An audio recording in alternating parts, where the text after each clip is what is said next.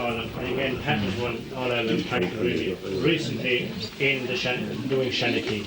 So Pat McAuliffe. There's a microphone. Well, there's a woman in Old Town, and if the story wasn't coming quick enough, she'd say, "Tell on." Well, that's what I'll do. There was a man that lived down over where one time. Patsy Casey was his name, a small bachelor farmer, a small little tin man he was. And from the time his mother died, God be good to her, from the night she was removed in the brown box, Patsy never washed a cup. What was above in the dresser, he brought him down. And when they were on the table, he used to wash one for himself. He used to keep a desperate joint. A man that was always bad in the sight, very nearsighted, and he was very fond of the soap. And at the stage I'm telling you about, Patsy had one cow left, a nice little farm he had, and he used to keep a terrible joint. It was gone so bad with him at this stage that he used to have to go to bed at night with his trousers on. He said the fibre was all out through the mattress and today ate him. And of course, to put you thinking there might be more than fibre there to eat him. Well, Patsy said before anything had happened to the cow that he'd turn her into cash at the March Fair in Bruff. Patsy left in the dark of the morning, and he was going out the front field at home driving the cow. And I suppose the boots weren't great by him. Well, he put his leg into a hole of water. Well, the pain of it went straight to his heart when the boot filled. And Patsy looked up to heaven, and he said, "Well, bad says to you for a moon." He said, "If the night was bright, you'd be out." Well, he struck on towards Bruff with his cow, and he was going in by where the old dispensary used to be, health centres they call them now. And he met the first customer, a small little man from Cork with a hard hat in him, and two of the worst feet you ever saw him hobbling along. And he looked at the old cow and he looked at Patsy, and he said, "Good morning, sir." He said, "Did she cycle in?" And he took a few more strides and he looked back at Patsy and he said, "You won't make much of her." He said, "Sure, she's the leg under her." And Patsy was very quick with the tongue, and he looked after him and he said, "If I were you," he said, "I wouldn't be boasting." And he struck on up the fair in Bruff, and he said he always heard his father to say that if it would only go to be in the middle of the fair. And he stood the cow above in the middle of the street. God help us, he wasn't long there. I suppose this was the journey done her. Didn't she lie down on him? Well, it was then Patsy was in the state and the cow lying down, and the next man that arrived, a kind of a smart aleck of a fella, and he gave the poor old cow a poke.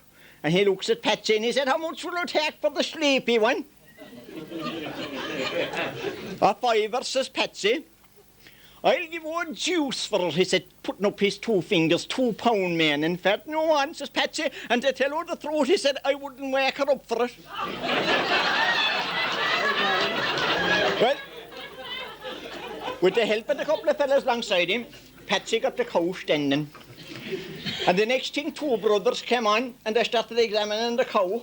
And one of them opened her mouth and he started looking into it. And at the same time, the other fella lifted up her tail and he started looking at her that way. Well, Patsy was raging. And he said, if there's only the way they humiliated the poor old cow on the side of the street, if there's nothing else. And he said to the fella looking into her mouth, he said, "Can I see your man back through her?" Well, Patsy sold the cow. What he got for her we'll never know. And he went away and drank a meal of porter for himself. And he was heading home to the village in the heel of the evening, and what do you think he bought? Only a puck oat. And he put a bit of a binder twine around his neck, and he struck on for home, and he was going into the village at home when he met a local man, and when he saw Patsy with the goat, he said, "There won't be a bit of cabbage left in the locality with this fella." "In the name of God, Patsy," he said, "what did you buy him for?" "Well, says Patsy, "I bought him chap," he said, "in the heel of the evening." And he said, "Sure, come next October," he said, "he might earn something for himself, if you know what I mean." And sure, he said he won't eat much. And your man was getting anxious, and he says to Patsy, "Where are you going to put him?"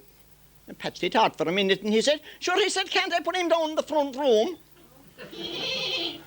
"Oh, what about the smell?" says my man Tim. "Well, tell the little throat," says Patsy, "he'll have to get used to that." Well,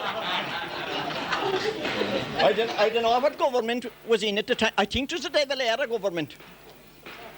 And they brought out the blind pension, and as I said to you, starting, Patsy was a man that was very short-sighted, and he applied for the blind pension, and he got a letter back to appear before an optician, if we don't mind, inside in Limerick City. Patsy went down. He went down the road behind in the bus from Brewery, and he arrived inside in the city, and he poked out his way to where the optician was. And the optician met him, and he put him sitting down in a big chair, and he had a big map up in front of Patsy, and a big A in it, and a medium-sized A, and a small A. And he got out a big pointer, and he pointed to the small A, and he said to Patsy, "Can you see that?" "No," says Patsy. And he pointed to the centre one, and he said, "Can you read that?" "No," says Patsy, "I can't." Well, there was an enormous size of an A there, and he says, "Can you read that?" He said to Patsy. "No," says Patsy. But sure, the poor old optician never knew. Sure, Patsy couldn't read nor write. It didn't make any odds in the world to him.